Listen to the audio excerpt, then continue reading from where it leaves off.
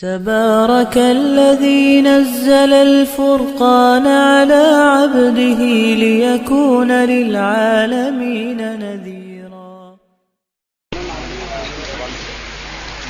والعاقبة للمتقين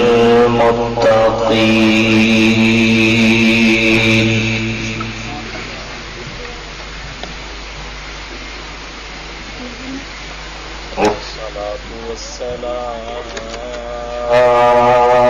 على رسوله محمد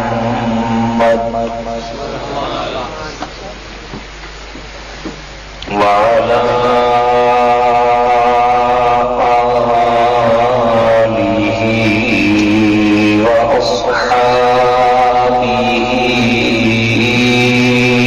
أجمعين.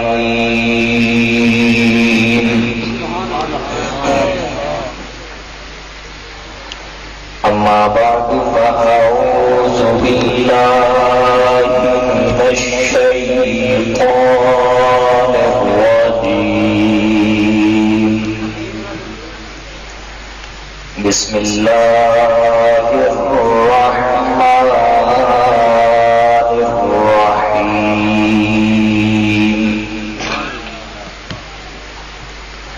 سبحان الذي أسرى بعبده ليلا من المسجد الحرام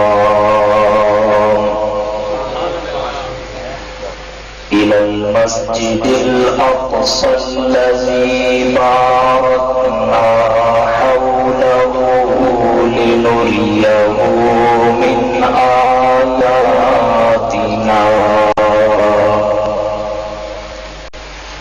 إنه هو السميع البصير.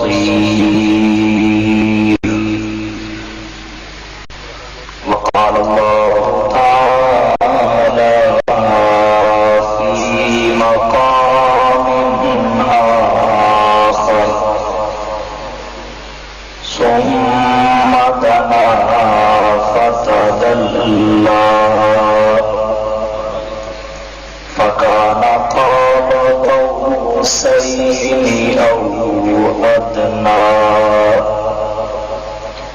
فأوحى إلى عبده ما أوحى.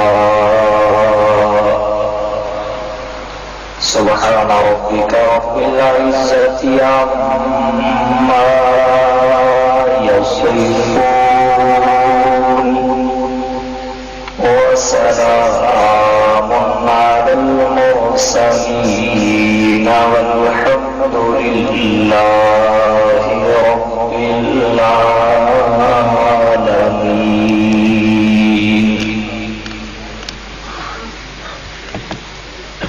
انتہائی واجب الاحترام قابل صد تکریم و تعظیم معزز علماء کرام، عزیز بھائیوں، دوستوں، بزرگوں، طالب علم ساتھیوں،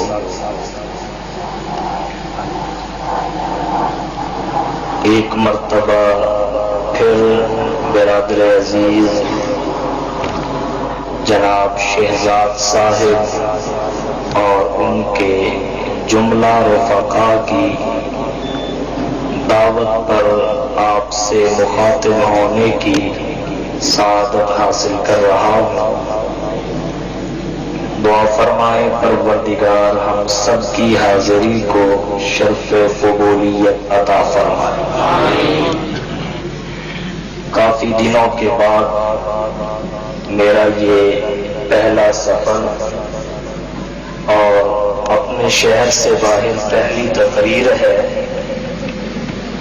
کوشش کروں گا کہ عنوان کے مطابق ہی چند گزارشات پیش کر سکوں. عنوان معراج النبی صلی اللہ علیہ وسلم ہے.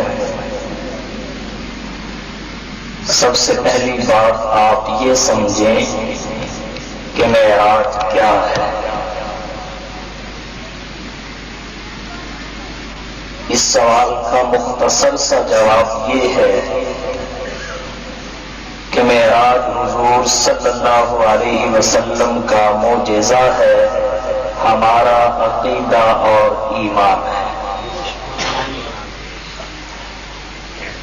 دوسری اہم بات معراج کے حوالہ سے یہ ہے کہ معراج کب ہوا۔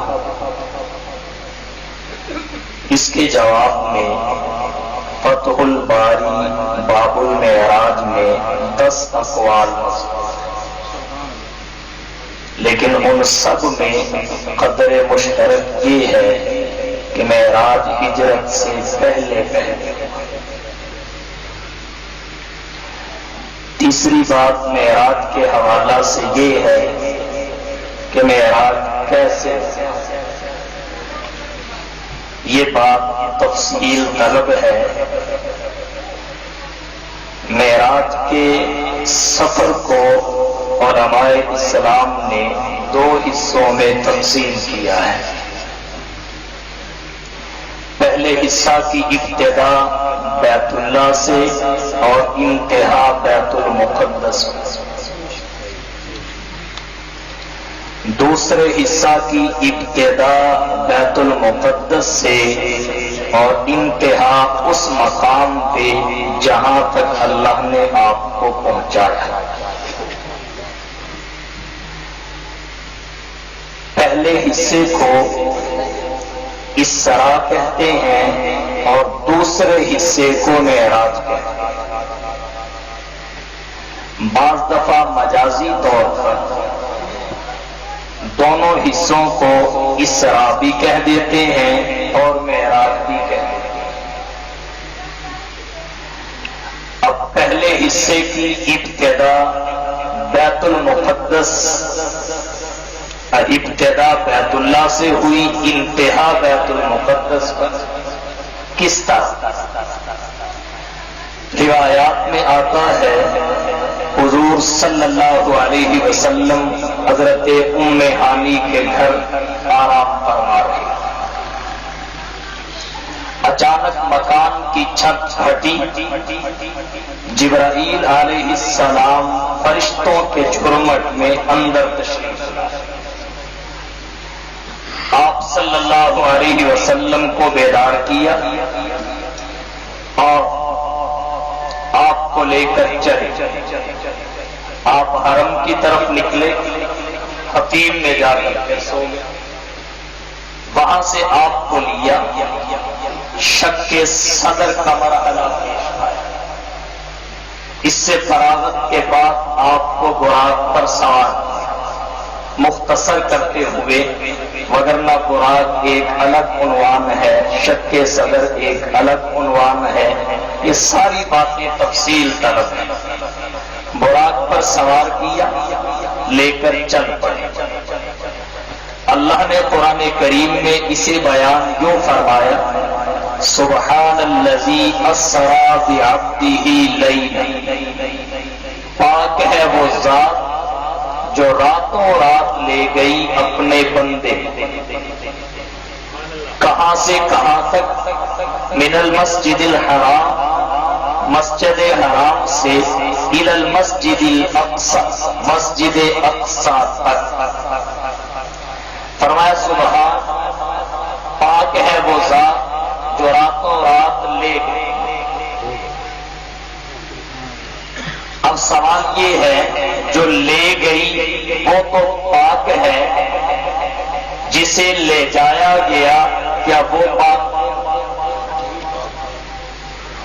جو لے گئی وہ تو پاک ہے اور جسے لے جایا گیا وہ بھی تو پاک ہے۔ مفسرین فرماتے ہیں بات اصل میں یہ ہے، لے جانے والی ذات ہر نقص اور کمزوری سے پاک ہے، لیکن جانے والی ذات بشری کمزوریوں سے پاک نہیں ہے۔ اس لیے جو ذات من کل الوجوہ پاک ہے، اس کے لیے کہا سبحان، پاک ہے وہ ذات، کون سی؟ الذی اسری بعبدہ، جو راتوں رات لے گئے، کسے؟ بعبدہ، اپنے بندے کو۔ سوال یہ ہے، حضور نبی ہی نہیں بلکہ نبیوں کے نبی ہیں، رسول ہی نہیں بلکہ رسولوں کے رسول ہیں، پیغمبر ہی نہیں بلکہ پیغمبروں کے پیغمبر ہیں، اللہ کے محبوب بھی ہیں، حبیب بھی ہیں۔ یہاں بھی عبدی ہی کہا گیا، نہ بھی نبی ہی، نہ بھی رسولی ہی، نہ بھی حبیبی ہی۔ اس کی کیا حکمت ہے؟ مفسرین فرماتے ہیں اس لیے کہ یہ سفر عادت کے خلاف تھا، جسے خارق للعادت کہتے ہیں، اور خارق للعادت سفر یہ حضور صلی اللہ علیہ وسلم کی عظمت کی دلیل ہے۔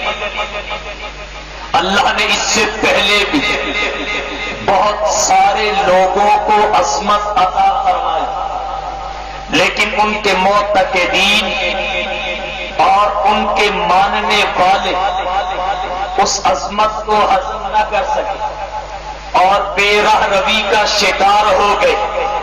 مثال کے طور پر اللہ نے حضرت عزیر علیہ السلام کو عزت عطا کی تو یہودیوں نے کہا عزیر ابن اللہ، عزیر اللہ کا بیٹا ہے۔ اللہ نے عیسیٰ علیہ السلام کو عزت عطا کی تو عیسائیوں نے کہا مسیح ابن اللہ، حضرت عیسیٰ علیہ السلام اللہ کے بیٹے ہیں۔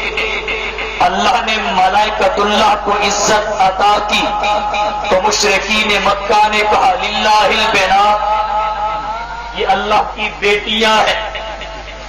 اب نبی کریم صلی اللہ علیہ وسلم کو یہ جو سفر کروایا جا رہا تھا، اس کو دیکھ کر کوئی یہودیوں عیسائیوں کی طرح گمراہ نہ ہو جاتا اور حضور صلی اللہ علیہ وسلم کو نبوت اور ختم نبوت سے بڑھ کے ربوبیت اور الوہیت کے منصب پہ اپنے ذہن میں فائز نہ کر لیتا۔ اس لیے اللہ نے انسان کو بے راہ روی سے بچانے کے لیے نبی ہونے کے باوجود بھی نبی ہی نہیں کہا، رسول ہونے کے باوجود بھی رسولی ہی نہیں کہا، اپنا حبیب اور محبوب ہونے کے باوجود بھی حبیبی ہی نہیں کہا بلکہ بعبدی ہی کہا۔ اور پھر اہتمام اتنا کیا کہ جب لے کر جایا جانے لگا اس وقت فرمایا بعبدی ہی، اور جب لے جا کے سامنے بٹھایا ہم کلامی ہوئی اس وقت فرمایا فأوحى إلى عبده، اور جب واپس بھجوایا جانے لگا تب فرشتوں سے کہلوایا اشہد ان لا الہ الا اللہ واشہد ان محمدا عبدہ پہلے رسولہ بعد میں۔ کیوں؟ اس وجہ سے تاکہ کوئی یہ نہ کہے کہ بشر ہو کہ عرشاں سے جا کوئی نہیں سکتا۔ لے جاتے وقت کہا اسرا بعبدہ، سامنے بیٹھا کر کلام کرتے وقت کہا فأوحى إلى عبده، اور واپس بھجواتے وقت فرشتوں سے شہادت دلوائی اشہد ان محمدا عبدہ پہلے رسولہ بعد میں۔ کیوں؟ اس وجہ سے کہ رسالت آتی ہی تب ہے جب عبدیت پہلے ہو، نبوت آتی ہی تب ہے جب بشریت پہلے ہو۔ اگر بشریت و عبدیت نہ ہو تو نبوت بھی نہیں ملتی، رسالت بھی نہیں ملتی۔ اللہ قرآن میں فرماتے ہیں قُل لَّوْ كَانَ فِي الْأَرْضِ مَلَائِكَةٌ يَمْشُونَ مُطْمَئِنِّينَ لَنَزَّلْنَا عَلَيْهِم مِّنَ السَّمَاءِ مَلَكًا رَّسُولًا، اگر زمین پہ فرشتے بستے پھر تو ہم فرشتوں کو رسالت دے کے بھیجتے.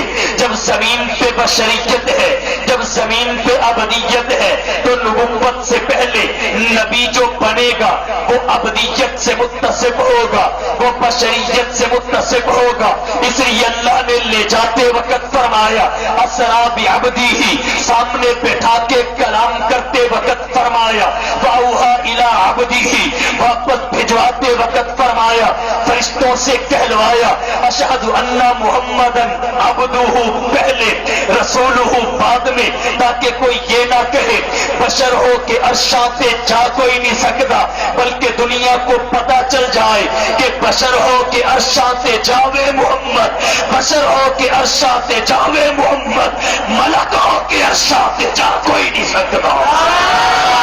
تکبیر، معراج مصطفیٰ، معراج مصطفیٰ، شاہ نواز فاروقی، نعرہ تکبیر. سبحان الذی اسرا بعبدہ، پاک ہے وہ ذات جو راتوں رات لے گئی کسے؟ بعبدہ، اپنے بندے کو.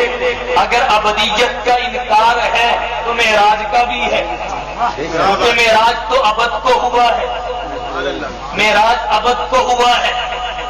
ابد مانو گے تو معراج ثابت ہوگا، وگرنہ معراج ثابت نہیں ہوگا. تو عرض میں نے یہ کیا اسرا بعبدہ، اور آگے فرمایا لیلاً، رات کے تھوڑے سے حصے.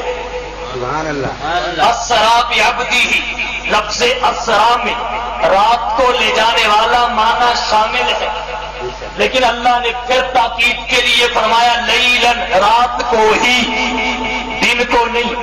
دن کو کیوں نہیں؟ اس لیے کہ دن کو معراج پہ لے جائے جاتے یا دن کو واپس بھجوائے جاتے تو ابو جہل بھی دیکھ لیتا، ابو بکر بھی دیکھ لیتا، فرق نہ ہوتا. رات کا انتخاب اس لیے کیا کہ رات کو جب گئے تو ابو بکر نے بھی جاتے ہوئے نہیں دیکھا، ابو جہل نے بھی نہیں دیکھا، آتے ہوئے ابو بکر نے بھی نہیں دیکھا، ابو جہل نے بھی نہیں دیکھا. اب پتا چلے گا کہ بن دیکھے صرف سن کے کون مانتا ہے اور انکار کون کرتا ہے.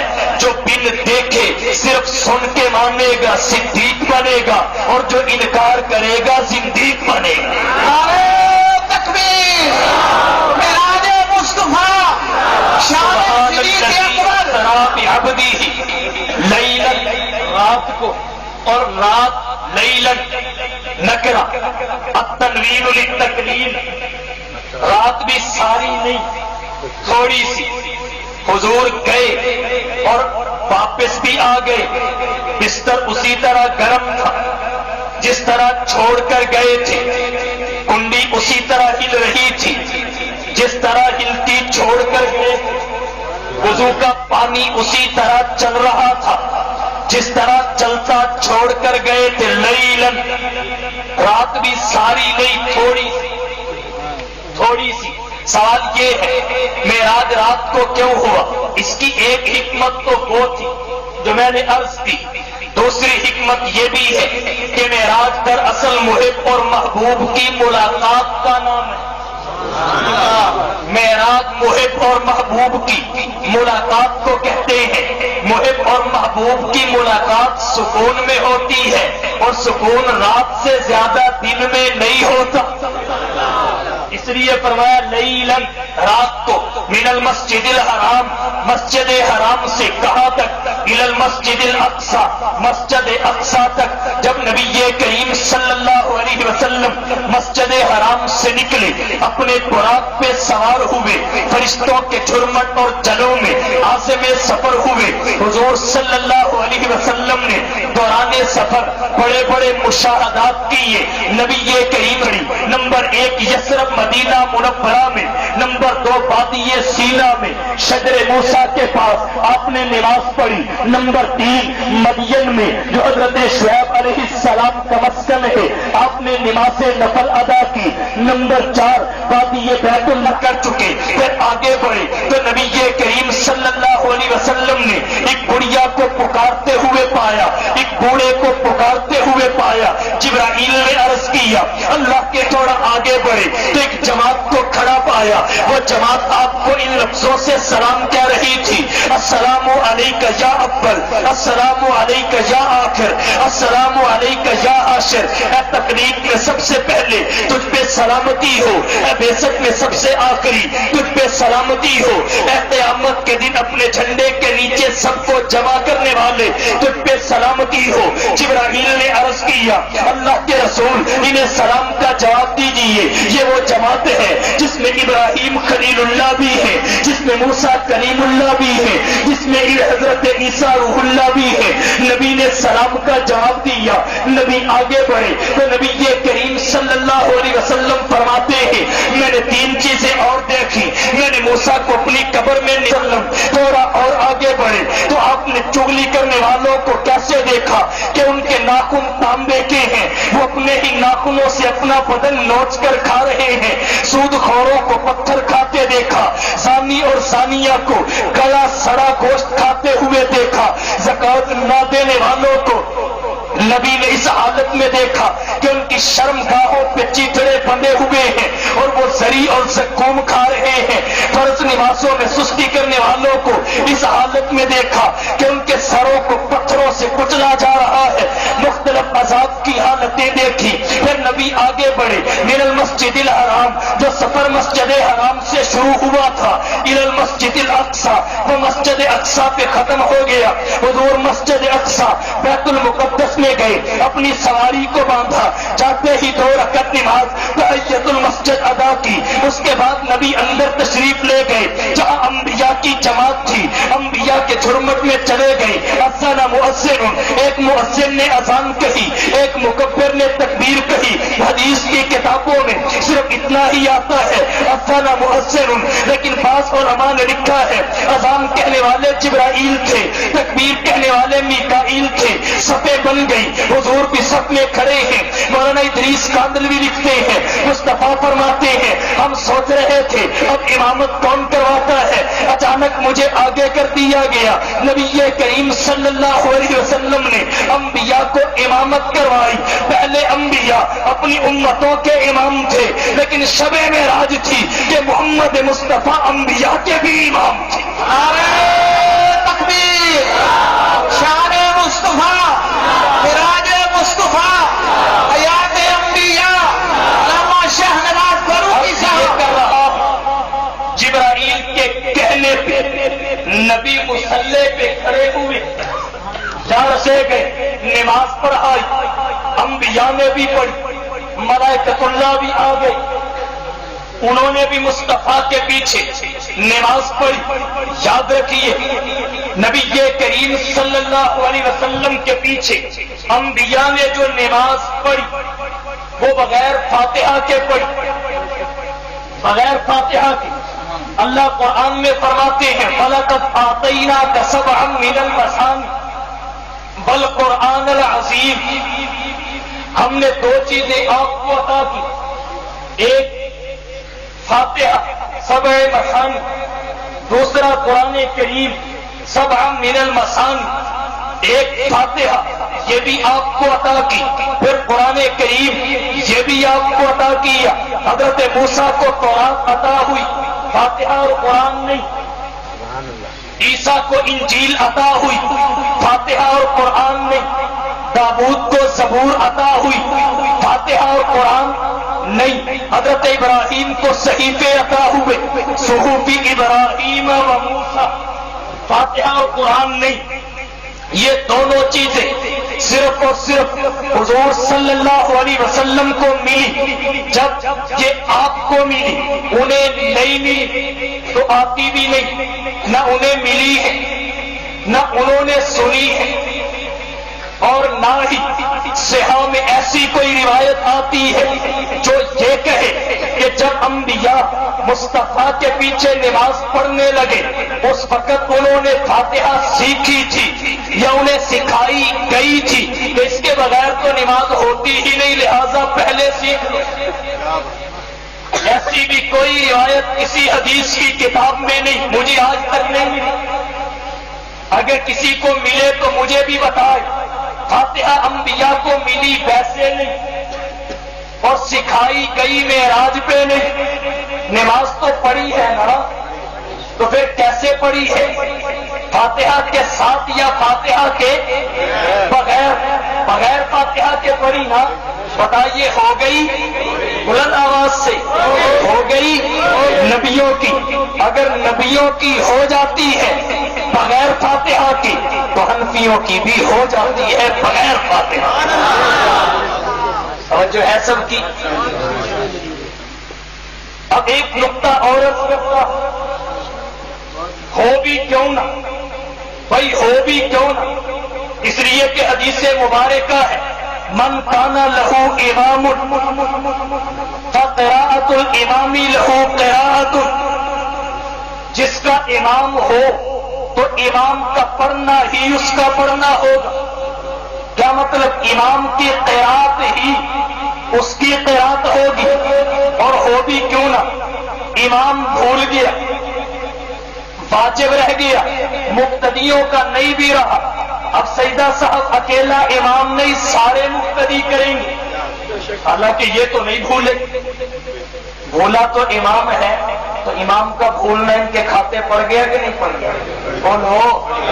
اچھا یہ مقتدی سارے بھول گئے لیکن امام نہیں بھولا.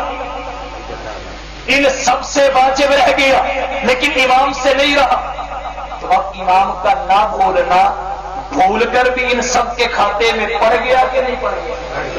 اگر امام کا بھولنا مقتدیوں کا بھولنا ہے، امام کا نہ بھولنا بھول کر بھی مقتدیوں کا نہ بھولنا ہے. اچھا ایک بات اور کہتا ہوں، جب نماز پڑھی جا رہی ہو اور کوئی آگے سے گزرنا چاہے تو شریعت کہتی ہے سترہ آگے کر کے گزر جاؤ. اب وہ ہر مقتدی کے آگے کھڑا کیا جاتا ہے یا صرف امام کے آگے؟ بولو، ہر مقتدی کے آگے یا صرف امام کے آگے؟ صرف امام کے آگے. تو کھڑا امام کے آگے کیا ہے، گزر سب مقتدیوں کے آگے سے رہے. تو امام کا سترہ مقتدیوں کو کفایت کرتا ہے نہیں کرتا؟ ان کے کھاتے پڑتا ہے نہیں پڑتا؟ امام کا بھولنا بھی مقتدیوں کا بھولنا، امام کا نہ بھولنا بھی مقتدیوں کا نہ بھولنا، امام کا سترہ بھی مقتدیوں کا سترہ. تو کیا وجہ ہے کہ امام کی قرات مقتدیوں کی قرات؟ من کان لہو امام فقراءۃ الامام لہو قراءۃ. اب اگر کوئی کہے جی حدیث میں آتا ہے لا صلاۃ الا بفاتحۃ الکتاب، حدیث ہے، یقیناً ہے کہ فاتحۃ الکتاب کے بغیر نماز نہیں ہوتی. لیکن یاد رکھیے کلام عرب میں لفظ لا دو کاموں کے لیے آتا ہے.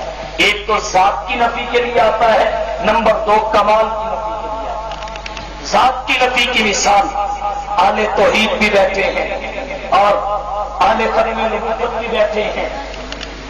توحید کا کلمہ جو ہے لا الہ، اس میں لا ذات کی نفی کے لیے آتا ہے. لا نبی بعدی، اس میں حضور کے بعد کوئی نبی، ذات کی نہ ذلی نہ بروزی نہ تشریعی نہ غیر تشریعی. تو یہ آیا ہے ذات کے لیے. اور کبھی لا آتا ہے نفی کمال کے لیے، جیسے لا صلاۃ عند حضرت الطعام، بھائی کھانے کے لگ جانے کے وقت کوئی نماز نہیں. اب اس کا یہ مطلب نہیں اگر کوئی پڑھ لے تو اس کی ہوگی ہی نہیں. حدیث میں آتا ہے لا صلاۃ لجار المسجد الا فی المسجد، مسجد کے ہمسائے کی کوئی نماز نہیں مگر مسجد میں. کیا خیال ہے اگر وہ گھر میں پڑھ لے تو سرے سے ہی نہیں ہوگی؟ بھائی ہوگی نا. تو پھر لا کس لیے ہے؟ ذات کی نفی کے لیے نہیں، کمال کی نفی کے لیے ہے. ہو جائے گی لیکن کامل نہیں. یہی مطلب ہے لا صلاۃ الا بفاتحۃ الکتاب کا، کہ فاتحۃ الکتاب کا پڑھنا نماز میں واجب ہے، مطلق قرات فرض ہے. اگر آدمی نے قرآن کریم کی کسی آیت یا سورت کو پڑھ لیا، فاتحۃ الکتاب کو نہیں پڑھا، یہ بھی اس صورت میں جب آدمی امام ہو یا منفرد ہو، مقتدی نہ ہو. کیونکہ نمازی کی تین حالتیں ہیں نا، امام، مقتدی، منفرد.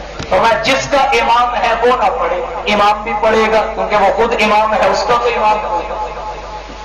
منفرد بھی پڑھے گا کیونکہ اس کا بھی امام کوئی نہیں.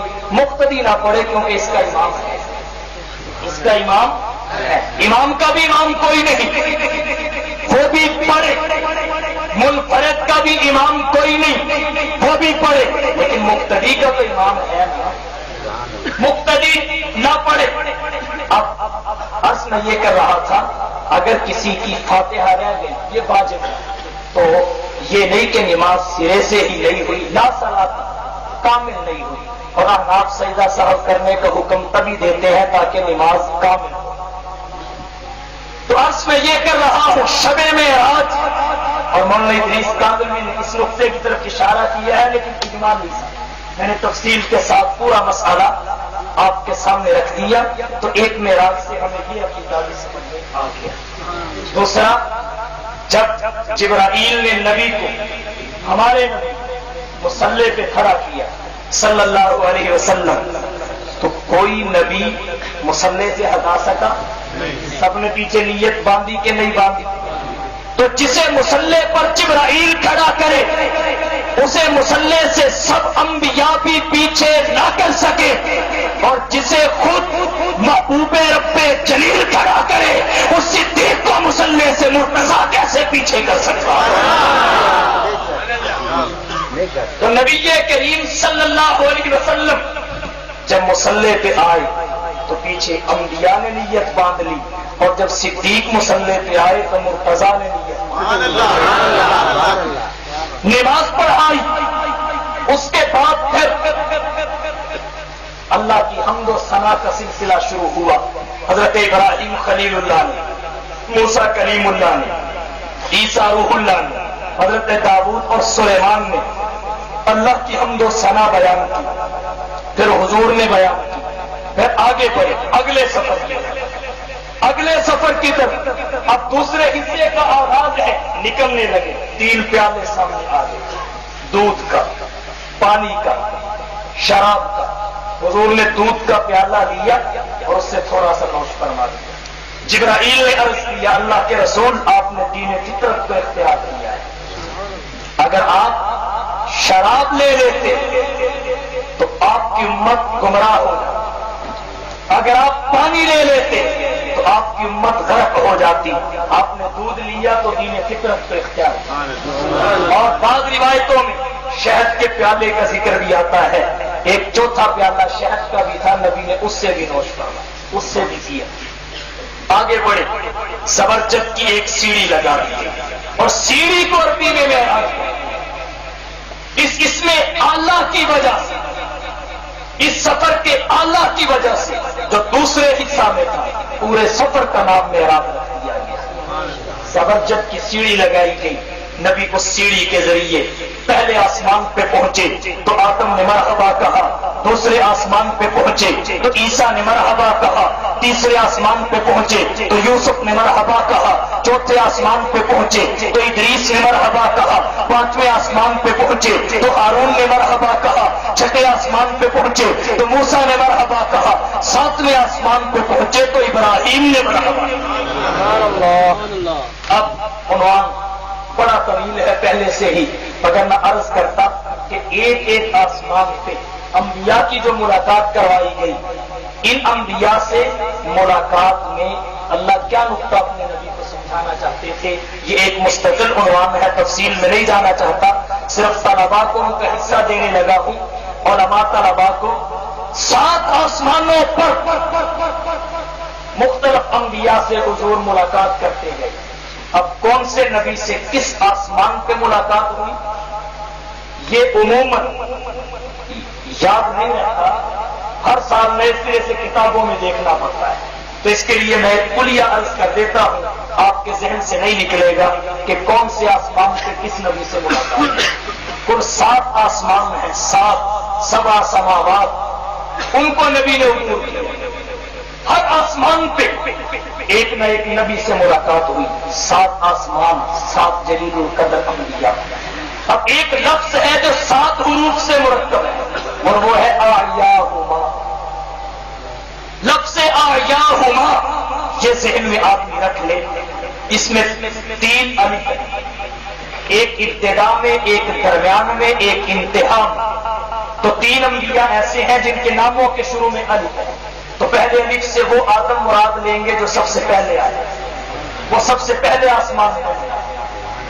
درمیان والے الف سے وہ مراد لیں گے جو آدم اور ابراہیم کے درمیان میں ہے، وہ حضرت ادریس علیہ السلام، یہ حضرت آدم علیہ السلام کی اولاد میں تھے۔ ان کے بعد پھر حضرت ابراہیم علیہ السلام ہے، آخری الف سے انہیں مراد لیں گے۔ یہ 3 الف تھے، 3 انبیاء کی پہچان اس سے ہو جائے گی۔ اب سمجھیے، یا ہما میں سب سے پہلے الف ہے، پہلے آسمان پہ ملنے والے آدم ہے، ان کے نام میں الف ہے۔ دوسرا یا ہما میں ایم ہے، دوسرے آسمان پہ ملنے والے عیسیٰ ہیں۔ تیسرا یا ہے، تیسرے آسمان پہ ملنے والے یوسف ہیں۔ چوتھا پھر الف ہے، چوتھے آسمان پہ ملنے والے ادریس ہیں۔ پانچواں یا ہما میں ہا ہے، پانچویں آسمان پہ ملنے والے ہارون ہیں۔ چھٹا یا ہما میں میم ہے، چھٹے آسمان پہ ملنے والے موسیٰ ہے۔ ساتواں پھر الف ہے، ساتویں آسمان پہ ملنے والے ابراہیم ہیں۔ نبی کریم صلی اللہ علیہ وسلم نے اس طرح ملاقاتیں کرتے ہوئے 7 آسمانوں کو کراس کیا، 7 سماوات کو جب کراس کر چکے پھر آگے بڑھے، آپ سدرۃ المنتہا پہ سدرۃ المنتہا۔ اب یہ کیا ہے اس تفصیل میں نہیں جاتا، بیری کا درخت ہے، اس کی صفت المنتہا اس لیے ہے کہ اوپر سے جو آتا ہے وہ بھی ایک سقاط یہاں کرتا ہے، اور نیچے سے جو اوپر جاتا ہے وہ بھی ایک سقاط یہاں کرتا ہے، پھر اوپر جاتا ہے، اس لیے اس بیری کے درخت کو سدرۃ المنتہا کہتے ہیں۔ اندہا جنت المأویٰ، اس کے قریب ہی جنت۔ آپ نے سدرۃ المنتہا کے قریب جنت جو تھی اس کو بھی دیکھا، اس کی سیر کی، حضرت بلال کے قدموں کی آواز سنی، حضرت عمر کا محل دیکھا۔ سیوطی نے جامع الصغیر میں طویل روایت ذکر کی ہے، حضرت عمر کا محل بھی دیکھا۔ امام بخاری نے بھی بخاری شریف میں روایت نقل کی ہے، حضرت عمر کا محل دیکھا۔ ایک حضور پہ بھی حضور کی نظر پڑی، حضور نے منہ پھیر لیا، واپس آ کے حضرت عمر کو بتایا، عمر میں جنت میں تیرا محل دیکھ کے آیا، میری حضور پہ نظر پڑی، میں نے چہرہ پھیر لیا، مجھے عمر کی غیر کی یاد آ گئی۔ حضرت عمر عرض کرنے لگے، آغار علی کا یا رسول اللہ، اللہ کے رسول مجھے غیرت بھی آپ جنت کی سیر کی، پھر جہنم آپ پہ پیش کی گئی، یعنی آپ کو دکھلائی۔ اس کے بعد حضور آگے بڑھے، جبرائیل یہی رہ گئے، سدرہ۔ جب حضور آگے بڑھے تو حضرت تھانوی رحمہ اللہ نے نشر الطیب فی ذکر النبی الحبیب میں لکھا ہے، جب نبی آگے بڑھے سدرۃ المنتہا سے تو اندھیرے کی وجہ سے آقا کو خوف محسوس ہوا، اندھیرے کی وجہ سے آقا کو ہیبت اور وحشت محسوس ہوئی۔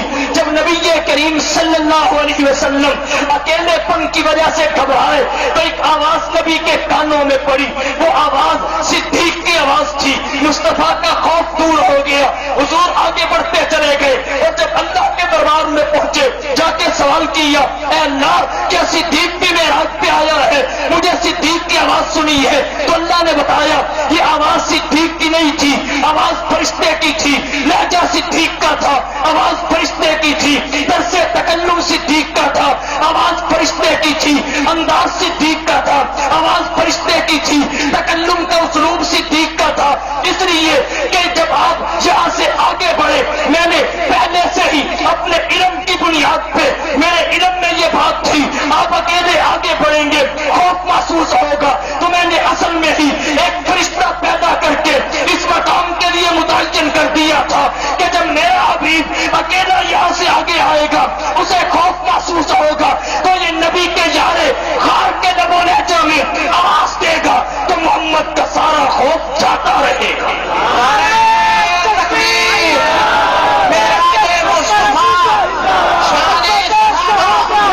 جہاں کلموں کے چلنے کی آواز آپ کو آگے بڑھے، اللہ کے دربار میں حاضر ہوئے، نبی کریم صلی اللہ علیہ وسلم نے جا کر عاجزی اور انکساری کی چادر میں لپٹے ہوئے 3 تحفے پیش کیے، التحیات للہ والصلوات والطیبات۔ التحیات للہ، پروردگار قولی عبادتیں تیرے لیے، یہ زبان تعریف کرے گی تو تیری، توصیف کرے گی تو تیری، تحمید کرے گی تو تیری، ثنا کرے گی تو تیری، التحیات للہ قولی عبادتیں تیرے لیے، والصلوات بدنی عبادتیں تیرے لیے، قیام تیرے لیے، رکوع تیرے لیے، سجود تیرے لیے، قعود تیرے لیے، والطیبات مالی عبادتیں تیرے لیے، ہدیہ تیرے لیے، عطیہ تیرے لیے، صدقہ تیرے لیے، زکات تیرے لیے، تمام نفقات و صدقات تیرے لیے، التحیات للہ والصلوات والطیبات۔ جب حضور نے تین عاجزی اور انکساری کی چادر میں لپٹے ہوئے تحفے اللہ کے دربار میں پیش کیے تو اللہ نے بھی تین تحفے اپنے حبیب کو عطا کیے، تبادلہ ہو گیا۔ فرمایا السلام علیکہ ایھا النبی، اے نبی آپ پہ سلامتی ہو، ورحمۃ اللہ اللہ کی رحمت بھی ہو، وبرکاتہ اس کی برکتیں بھی ہو۔ جب تین تحفے نبی کو عطا ہوئے تو حبیب صلی اللہ علیہ وسلم کو مکہ کی سرزمین پہ مار کھاتے ہوئے، ظلم و تشدد کا نشانہ بنتے ہوئے اپنے مظلوم اصحاب یاد آ گئے۔ نبی کو اپنے اصحاب کے بعد پھر ان کے جانثار یاد آ گئے۔ نبی نے انہیں بھی معراج کے تحفوں میں شریک کرنے کے لیے عرض کیا السلام علینا۔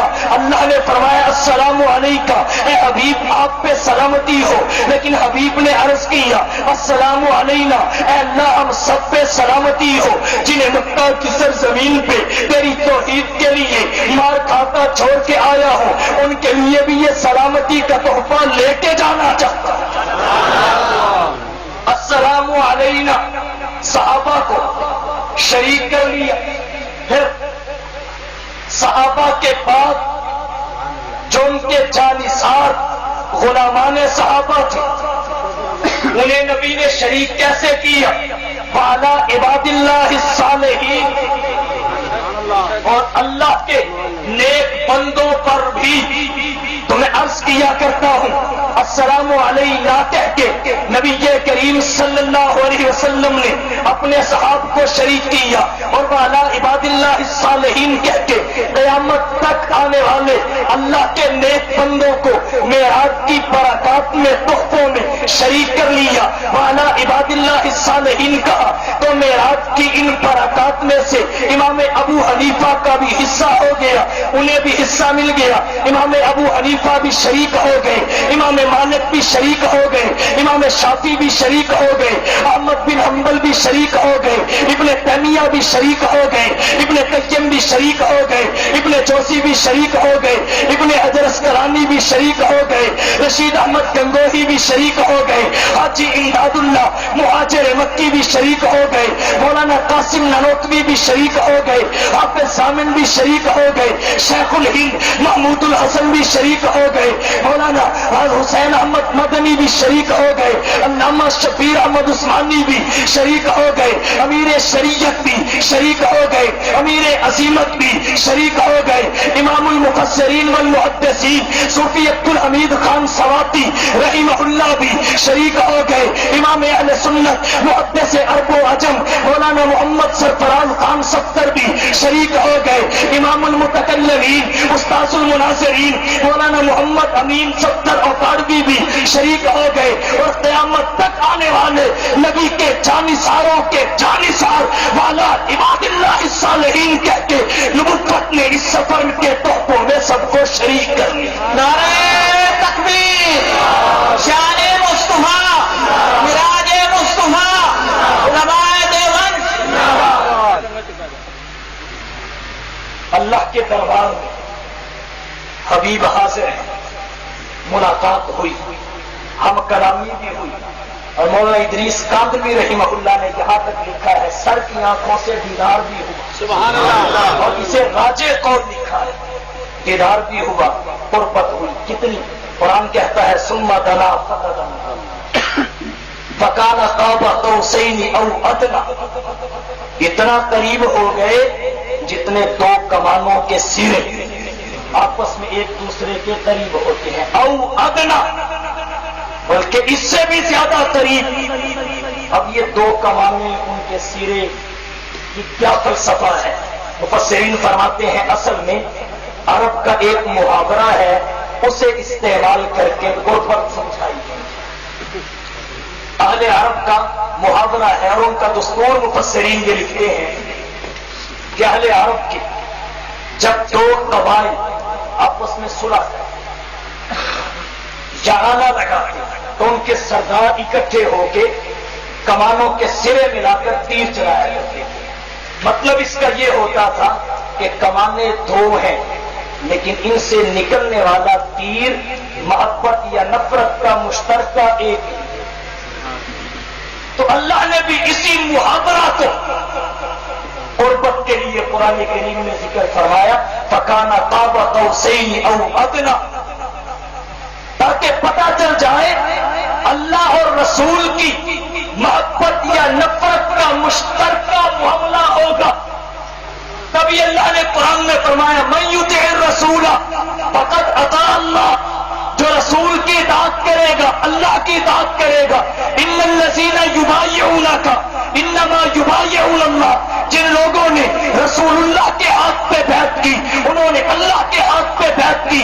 اور نفرت کے طور پہ فرمایا اور نبی کریم صلی اللہ علیہ وسلم کی نفرت اور نبی کریم کے مارنے کو پتھر پھینکنے کو اپنی طرف منسوخ کر کے فرمایا فما رمیت اذ رمیت ولکن اللہ رمی. اے حبیب جنہیں پتھر تو نے مارے انہیں حقیقت میں نے مارے. فَأَوْحَىٰ إِلَىٰ عَبْدِهِ مَا أَوْحَىٰ. ہم کلامی بھی ہوئی، بہت ساری چیزیں وہ تھی جو اللہ نے حضور کے امتیوں کو بتا دی. یہ سارا تشابہ دیکھیں اور اس سے کوئی یہ نہ سمجھے کہ معراج کی ملاقات بڑی مختصر. اللہ نے اس کی طوالت کی طرف اشارہ کرنے کے لیے بعض علماء نے لکھا اور بعض نے لکھا ہے اس لیے کہ یہ بات سمجھ میں آئے کہ محب اور محبوب کے درمیان کچھ راز و نیاز کی باتیں ہوتی ہیں وہ بتانے کی نہیں ہوتی. اس لیے فرمایا فَأَوْحَىٰ إِلَىٰ عَبْدِهِ مَا أَوْحَىٰ. اس کے علاوہ بھی باتیں ہوئی ہیں لیکن ان کا عملی زندگی کے ساتھ تعلق چونکہ نہیں وہ بتائی بھی نہیں گئی. وہ محب اور محبوب کے درمیان راز و نیاز کی باتیں.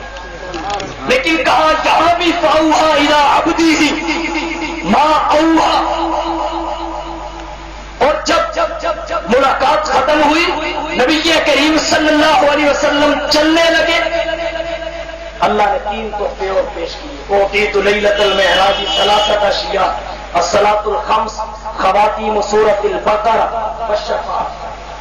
5 نمازیں، سورۃ البقرہ کی آخری آیات اور شفاعت. اس کا مطلب یہ ہے اللہ نے اپنے حبیب سے وعدہ فرمایا اے حبیب تیرا کوئی بھی امتی کلمہ پڑھنے والا وہ ہمیشہ جہنم میں رہے گا. مخلد بالنار مومن نہیں ہے، ہمیشہ جہنم میں نہیں رہے گا. نبی کریم صلی اللہ علیہ وسلم جب واپس تشریف لانے لگے فرشتوں نے شہادت دی اشہد ان لا الہ الا اللہ واشہد ان محمدا عبدہ پہلے رسولہ بعد میں. جس وقت لے جایا جانے لگا فرمایا اسرا بعبدہ، جب سامنے بٹھا کے کلام کیا جا رہا تھا اس موقع کے لیے فرمایا اوحیٰ الی عبدہ. اور جب واپس بھیجے گئے اس وقت فرشتوں سے کہلوایا اشہد ان محمدا عبدہ ورسولہ. عبدیت پہلے ہے، رسالت بعد میں ہے، بشریت پہلے ہے، نبوت بعد میں ہے. اگر عبدیت و بشریت نہ ہو تو انسانوں کے لیے نبی بنا کر نہیں بھیجا جاتا. قُل لَوْ كَانَ فِي الْأَرْضِ مَلَائِكَةٌ يَمْشُونَ مُطْمَئِنِّينَ لَنَزَّلْنَا عَلَيْهِم مِّنَ السَّمَاءِ مَلَكًا رَّسُولًا. اور میں نے انسانوں کی قید اس لیے لگائی ہے کہ جبرائیل بھی رسول. إِنَّهُ لَقَوْلُ رَسُولٍ كَرِيمٍ ذِي قُوَّةٍ عِندَ ذِي الْعَرْشِ مَكِينٍ. لیکن یہ بات ذہن میں رکھیے حضور ہیں تو عبد اور بشر، لیکن میرے اور آپ جیسے ہیں. جیسے بل یاقوت حجر لا کالحجر، یاقوت پتھر ہے لیکن عام پتھروں جیسا نہیں. اسی طرح والنبی بشر لا کالبشر، حضور صلی اللہ علیہ وسلم بھی بشر ہیں لیکن میرے اور آپ جیسے. حضور صلی اللہ علیہ وسلم تحفے لے کے واپس پلٹے. ادھر سے پہلا اگر ادھر سے دیکھیں تو 7 آتے ہوئے پہلے آسمان پہ حضرت ابراہیم علیہ السلام سے ملاقات. انہوں نے پوچھا کیا ملا؟ حضور نے بتایا 50 نمازیں بھی بتائیں. پھر دوسرے آسمان پہ آئے, حضرت موسیٰ سے ملاقات ہوئی. جب انہیں بتایا, انہوں نے 50 نمازوں کا سنا. وہ کہنے لگے اللہ کے رسول, میں اپنی امت کا یہ تلخ تجربہ کر چکا ہوں. میرے امتی 2 نمازوں میں بھی سستی کرتے تھے, آپ کے 50 کیسے پڑے؟ لہذا آپ واپس جائیے, کم کروا کے آئیے. حضور واپس گئے, 5 کم ہو گئی. پھر آئے, حضرت موسیٰ نے پھر بھیجا, 5 پھر کم ہو گئی. 9 مرتبہ آنا جانا ہوا. 45 نمازیں معاف ہو گئیں, 5 رہ گئے. حضور صلی اللہ علیہ وسلم سے حضرت موسیٰ علیہ السلام نے پھر درخواست کی کہ آپ جائیے اور کم کروا کے آئیے. لیکن حضور فرماتے ہیں اب مجھے جاتے ہوئے شرم آ. حضور 10ویں مرتبہ نہیں گئے. پہلا سوال یہ ہے کہ پہلے آسمان پہ ملاقات ہوئی تھی حضرت ابراہیم علیہ السلام سے, 50 نمازوں کا انہیں بھی بتایا. دوسرے آسمان پہ ملاقات ہوئی آتے ہوئے حضرت موسیٰ علیہ السلام سے, 50 کا انہیں بھی بتایا. لیکن جن سے پہلے ملاقات ہوئی انہوں نے تو تخفیف کے لیے واپس جانے کا مشورہ نہیں دیا. حضرت موسیٰ علیہ السلام جن سے ملاقات بھی بعد میں ہوئی, جن کو بتایا بھی بعد میں گیا, انہوں نے واپس جانے کا مشورہ کیوں دیا تخفیف میں؟ اس کی حکمت علماء نے یہ لکھی ہے کہ حضرت ابراہیم علیہ السلام اللہ کے خلیل اللہ, ان کا مقام مقام خلت تھا, اور یہ مقام تسلیم و رضا ہوتا ہے, جو کہا بس مان لیا. اور حضرت موسیٰ علیہ السلام کا مقام تکریم تھا, یہ مقام ناز ہوتا ہے. وہ مقام نیاز ہے, یہ مقام ناز ہے. تو مشورہ دینا انہی کی شایان شان تھا, وہ انہی کا مقام ہے, کیونکہ یہ کلیم اللہ تھے, وہ تو خلیل اللہ تھے. انہوں نے تخفیف کے لیے واپس جانے کا مشورہ نہیں دیا. جو کلیم اللہ تھے, جن کا مقام تکلیم تھا, جو مقام ناز ہے, مشورہ دینا بھی انہی کا, واپس چلے گئے. 45 نمازیں کم ہو گئی, 5 رہ گئی. لیکن روایات میں آتا ہے جب حضور 5 لے کے واپس پلٹے تو غیب سے آواز آئی کہ نمازیں 5 رہ گئی ہیں, لیکن ثواب اب بھی 50 کا ہے. ثواب اب بھی 50 کا ہے. اور اسمبلی میں ایک دفعہ حضرت مفتی محمود صاحب رحمہ اللہ سے ذوالفقار علی بھٹو نے سوال کیا کہ حضرت وہ معراج کا کیا واقعہ ہے 50 نمازوں والا, جو 45 معاف ہوئی, 5 رہ گئی.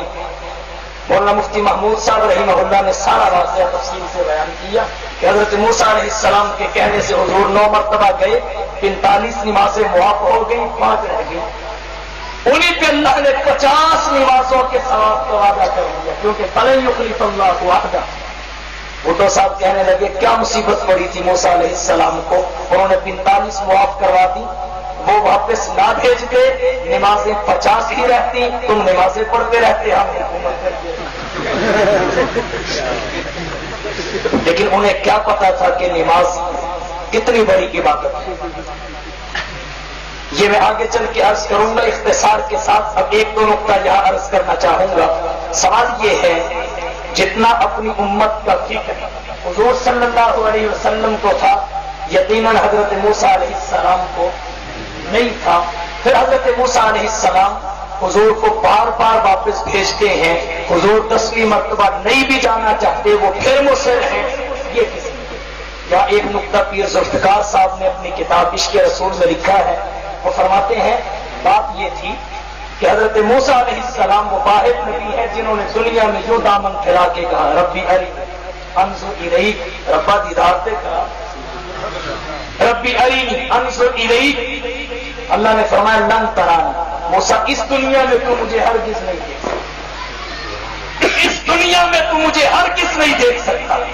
تو موسیٰ علیہ السلام بار بار حضور کو واپس بھیجتے ہیں کہ چلو میں تو خدا کو نہیں دیکھ سکا, جو مصطفیٰ دیکھ کے آیا ہے میں اسے ہی دیکھتا ہوں. وہ بار بار اسے دیکھے, میں بار بار اسے دیکھوں. اور پھر اللہ کی حکمتوں پہ قربان, وہ ذات تو عالم الغیب والشہادہ رہے ہیں, اور حالت رکوع میں عبادت کرتی ہوئی مخلوقات کو دیکھنا چاہو تو ان چوپایوں اور بہائم کو دیکھو, یہ ہمیشہ حالت رکوع میں ہے اور اللہ کی تسبیح کر رہے ہیں. اور حالت سجود میں عبادت کرتی ہوئی مخلوق دیکھنا چاہو، اشراف الارض کو دیکھو، ان کی پیشانی ہمہ وقت زمین پہ ٹکی رہتی ہے، یہ حالت سجود میں اللہ کی عبادت کر رہے ہیں۔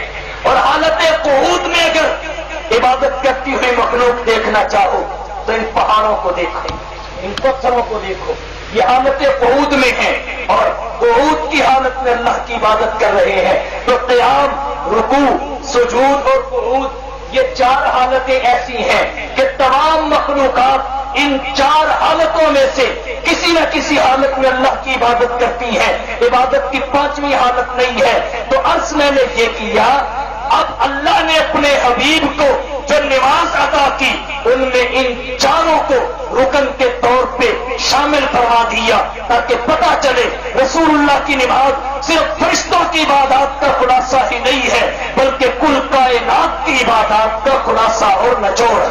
سبحان اللہ۔ اور پھر ان چار ارکان کی ایک حکمت علماء نے یہ بھی لکھی ہے کہ انسان عناصر اربع سے مرکب ہے۔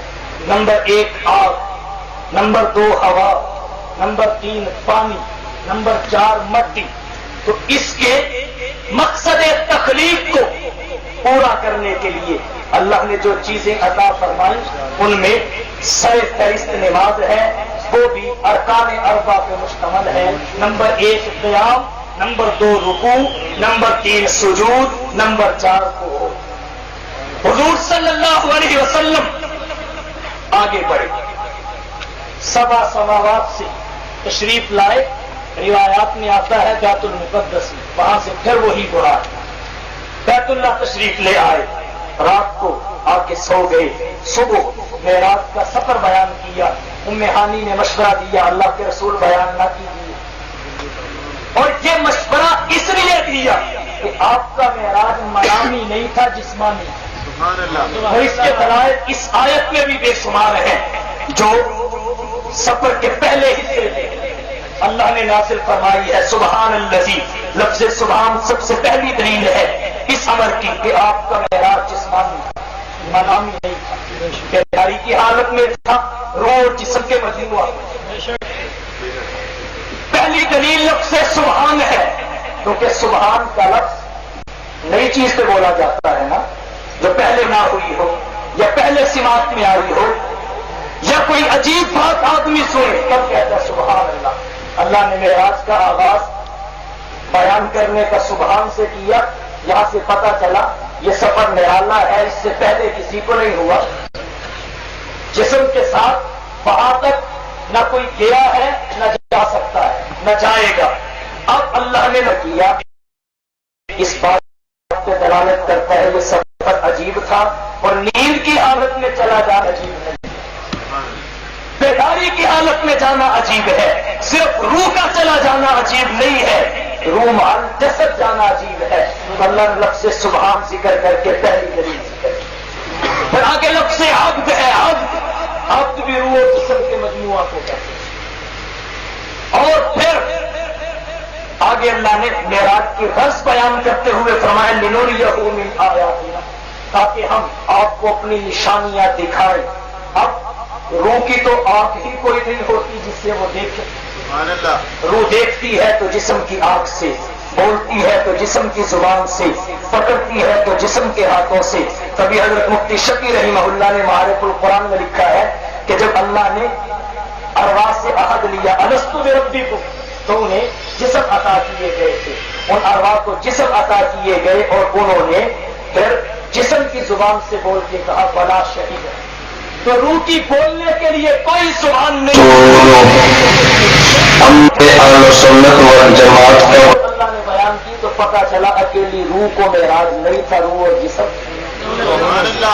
میں نے یہ بھی ذکر کیا روایات کے حوالے سے کہ حضور براق پہ سوار ہوئے، سواری کرنا بھی جسم کا خاصہ ہے جب روح اس کے ساتھ ہو، اور نبی نے دودھ پیا، نبی نے امامت کروائی، یہ ساری چیزیں اس بات میں دلالت کرتی ہیں کہ یہ کام روح نہیں کیا کرتی، جسم کیا کرتا ہے جس کے اندر روح۔ تبارك الذي نزل الفرقان على عبده ليكون للعالمين